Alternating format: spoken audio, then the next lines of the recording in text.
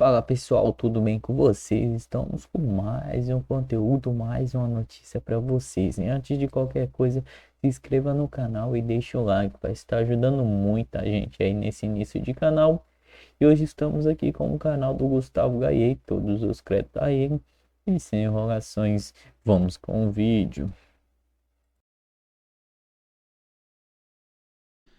As nulidades, irregularidades, atos criminosos, perseguição, desrespeito ao devido processo legal, nesse julgamento do Bolsonaro,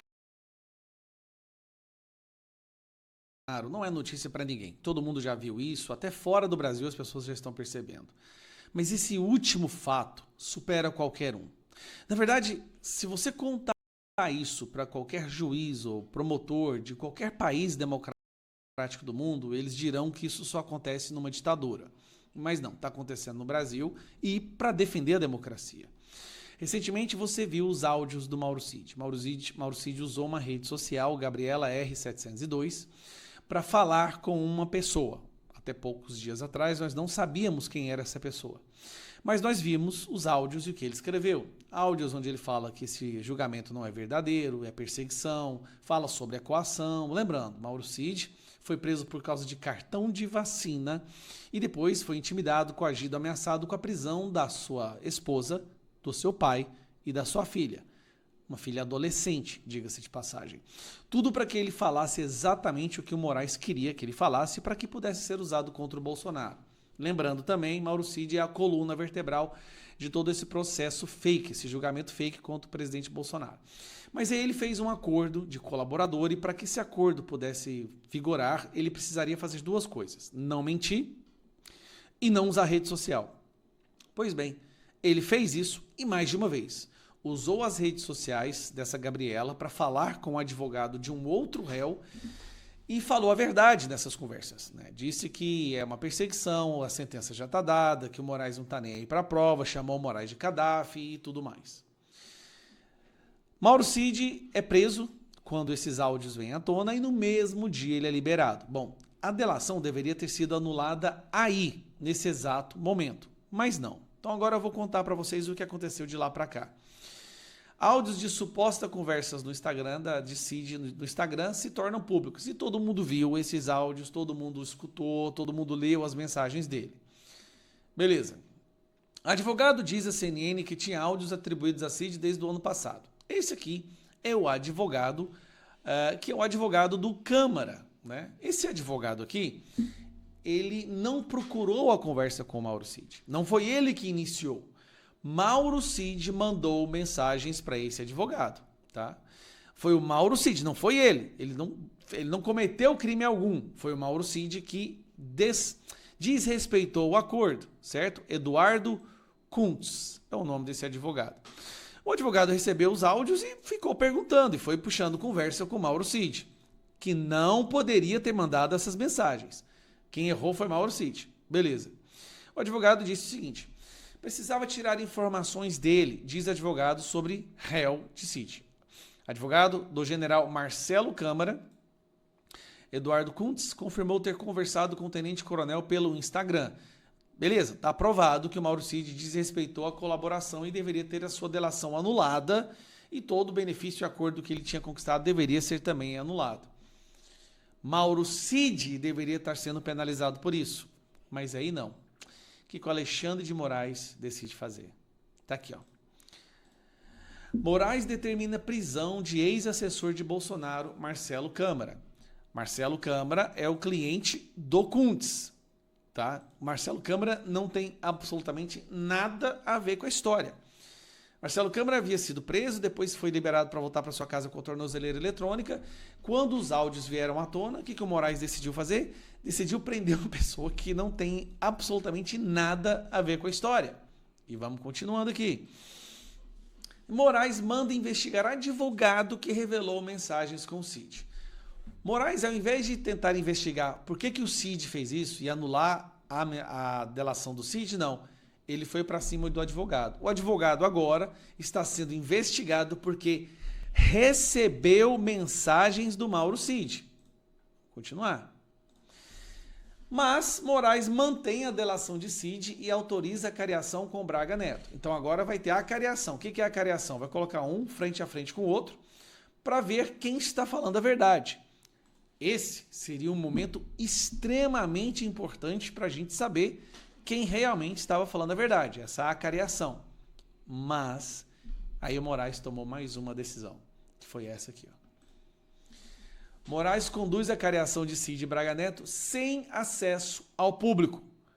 Ou seja, vai acontecer nos porões do STF. Nós não poderemos saber o conteúdo dessa cariação. Não vai ter imprensa, não vai ter câmera. Simplesmente somente o Moraes vai saber o que foi falado ali.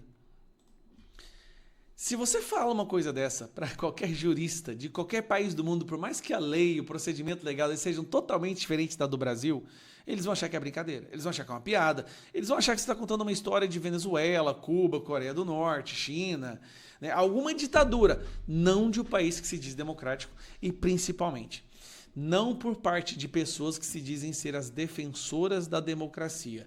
Mas esse é o Brasil que a gente está vivendo agora. Então, Mauro, o Câmara está preso, Cid está... É engraçado, o Cid pode fazer a besteira que ele quiser, que a delação dele não vai ser anulada, eu vou te dizer por quê. Mesmo provando que ele mentiu. Sem a delação do Cid, não tem julgamento, só que é uma delação na qual teve 5 versões diferentes, o cara foi ameaçado, a família dele é ameaçada, e depois ele manda áudio mostrando que mentiu. Como que isso se sustenta? Ninguém sabe. Agora uma notícia maravilhosa. Eu faço parte da equipe da Gazeta do Povo, sou parceiro dessa revista, que é a melhor no que diz respeito a buscar sempre a verdade. No mundo que a gente vive hoje, meus amigos. No funcionamento da máquina pública a partir de 2027, o chamado shutdown, que é a falta de dinheiro para as despesas básicas, que é, na verdade, que o brasileiro tem sofrido agora e que tem um nome chique, que é o shutdown. Só neste ano de 2025, a arrecadação prevista do governo é de 2,318 trilhões de reais, mas as despesas devem ser maiores, com previsão de valor com a previsão de que o valor chegará em 2,415 trilhões de reais. E em entrevista concedida ao podcast do rapper Mano Brown, Lula disse que o IOF do Haddad não tem nada demais, defendeu o aumento de impostos e avisou que o governo não pode ceder toda hora. Vamos dar uma olhada. Vamos ouvir essa bosta. O IOF do Haddad não tem nada demais. O Haddad faz com que o Haddad quer que as BETs paguem imposto de renda, que as FATECs paguem imposto de renda, que os bancos paguem imposto, tá? Não é imposto de renda, é pagar um pouquinho só, para a gente poder fazer a compensação. Porque toda vez que a gente vai ultrapassar, sabe, o arcabouço fiscal, a gente tem que cortar do orçamento.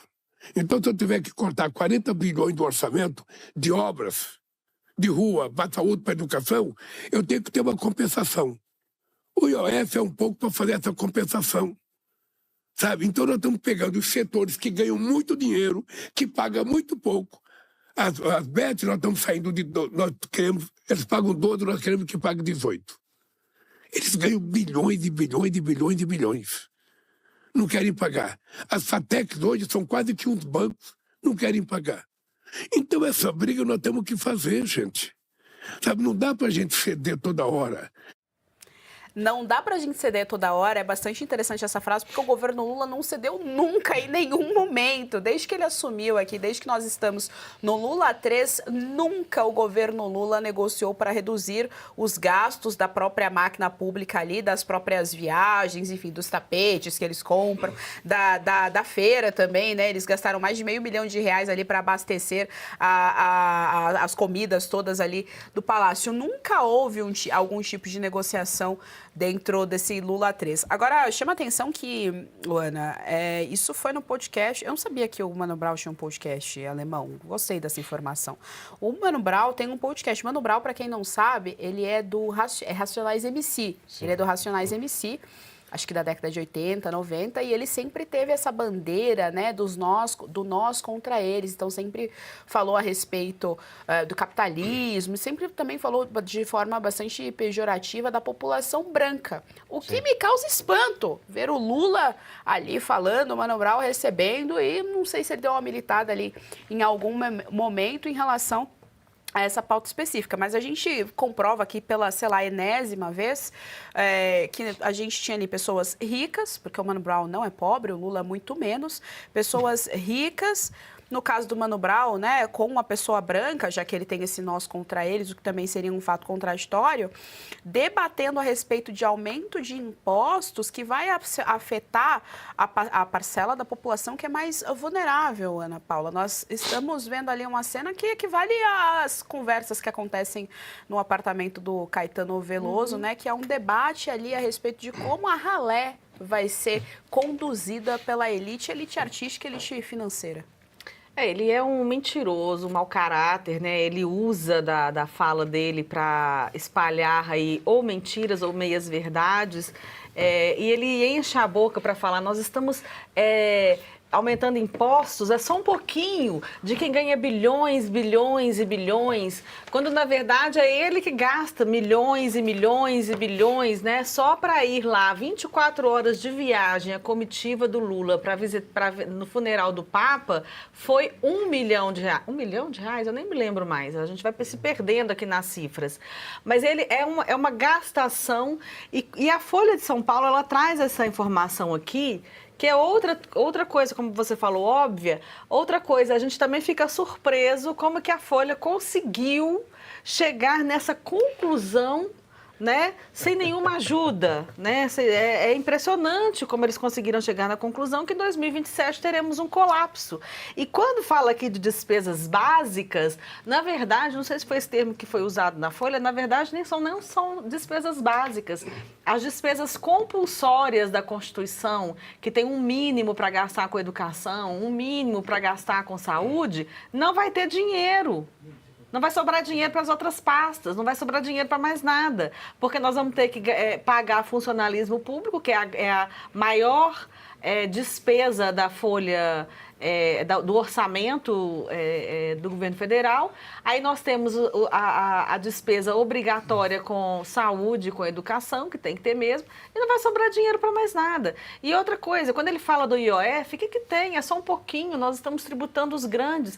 Gente, isso é repassado para o consumidor final. Tudo é repassado para o consumidor final. Nós temos, já falei aqui ontem, nós temos um sistema de transporte rodoviário no país que se utiliza de operações financeiras para rodar e o IOF impacta diretamente muitas transportadoras. Isso vai ser repassado. Você que já não está conseguindo tomar café, vai ficar impossível tomar café. Né? Algumas classes sociais ainda conseguem tomar café, não sei até quando. Você não vai conseguir comer a carne, a tal da picanha, desculpa, gente, mas esse asno mesmo. Passou a campanha inteira falando de picanha e cervejinha e hoje a população não consegue comer essa tal dessa picanha. Porque esse homem não para de gastar, é um irresponsável. Nós temos um governante irresponsável que nomeou um ministro da economia irresponsável e em momento nenhum nessa fala, ele fala em ajustar as contas do país cortando gastos, ele quer aumentar mais impostos. Então, assim, é revoltante a gente ver, porque nós sabemos qual é o para-casa que essa criatura tinha que fazer para colocar o país economicamente nos eixos. E aí não estou nem falando da parte que nós estamos numa ditadura, que tem perseguição política, estou falando de programa de economia. Por mais que você seja marxista, comunista, não sei o que, o capitalismo venceu, existem regras. Nós estamos inseridos em um país globalizado. O Brasil não é uma ilha. O Brasil não é uma ilha. Então, a economia é uma ciência. O caminho, essa é uma frase do Paulo Guedes, o caminho da prosperidade existe, segue quem quer. E, pelo visto, essa criatura vai nos deixar aí à deriva para 2027. Belucci, só um pouquinho de IOF. Me lembrou uma piada bem sacana que eu não farei porque o horário não permite. Mas já entendemos. Boa, mas acho que deu para entender.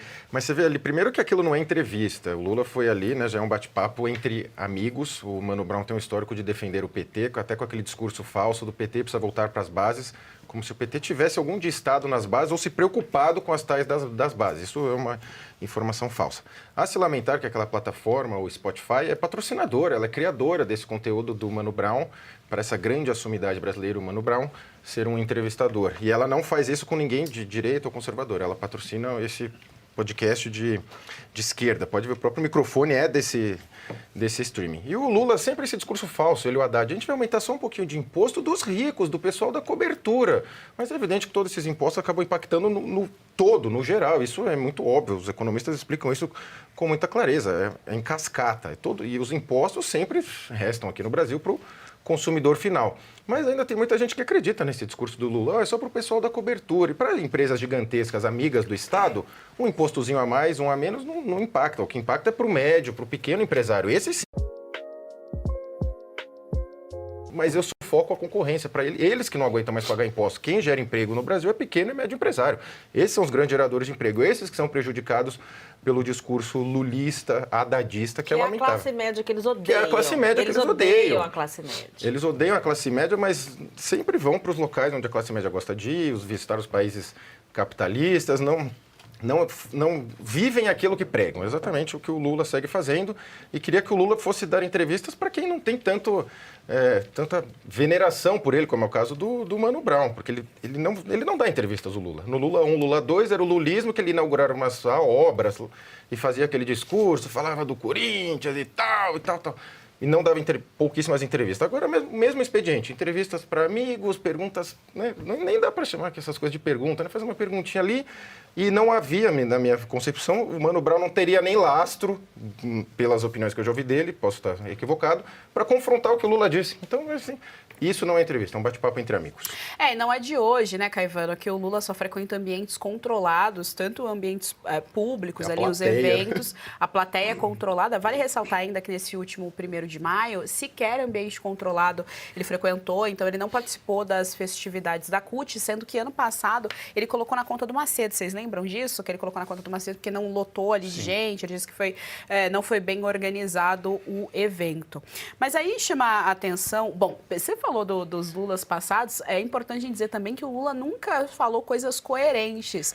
Recentemente eu vi um vídeo na internet muito bom em que ele chama o Ronaldo Fenômeno, de gordo. E aí ele fica super bravo e o Ronaldo responde à altura e diz, olha, dizem que o presidente é cachaceiro, nem por isso eu estou vindo a público falar a respeito disso. Ele respondeu ali à altura perfeita a resposta do Ronaldo Fenômeno. Mas quando o Haddad, a Gleisi Hoffmann, o próprio Lula falam de super ricos, das pessoas que moram na cobertura, eu fico me perguntando se eles estão falando deles mesmos, porque eles são riquíssimos, essas pessoas são ricas. É um ato falho, né? Você acaba projetando e falando de si mesmo. Você tirou as palavras da minha boca, né? Essa questão de ambiente controlado é muito propícia para qualquer pessoa hoje de esquerda, né? Vai fazer uma manifestação, como, por exemplo, alguns churrascos, em ambiente controlado, totalmente fechado, para ninguém de fora ver, né? Quem está fora não pode entrar e ali dentro eles estão protegidos. Agora, é interessante essa questão, né, dele agora trazer a coisa das bets, né? Agora a culpa é da Bet, a Bet virou a nova Geni. Né? Joga pedra na Bet. Ele falou não é imposto das bets, filho, é IOF. Deixa eu te ensinar. É imposto sobre operação financeira. Então, sabe aquela... Fala pessoal, vou estar lendo para vocês uma noticinha aqui. Bolsonaro volta a passar mal e cancela agendas políticas. Fontes ouvidas pela Conexão Política confirmaram a informação e disseram que o ex-presidente deve ser substituído à última bateria de exame nos próximos dias. O ex-presidente da República, Jair Bolsonaro, do PL, cancelou nesta sexta-feira, dia 20, compromisso que teria no estado de Goiás após sentir-se mal durante um evento em Goiânia. A informação não foi confirmada pelo prefeito de Anápolis, Márcio Correia, por meio de nota divulgada em suas redes sociais. Segundo o comunicado, Bolsonaro retornou a Brasília sem detalhes, adicionando sobre o estado de saúde atual. Na quinta-feira, Bolsonaro já havia demonstrado desconforto ao discursar durante uma homenagem na Câmara Municipal da Aparecida de Goiânia. Na ocasião, ele relatou dificuldade gastrointestinal. Desculpe aqui porque eu estou muito mal. Eu vomito 10 vezes por dia, talvez desde a primeira daqui a pouco. declarou durante a fala interrompida por um arroto. Os problemas de saúde de Bolsonaro, hein?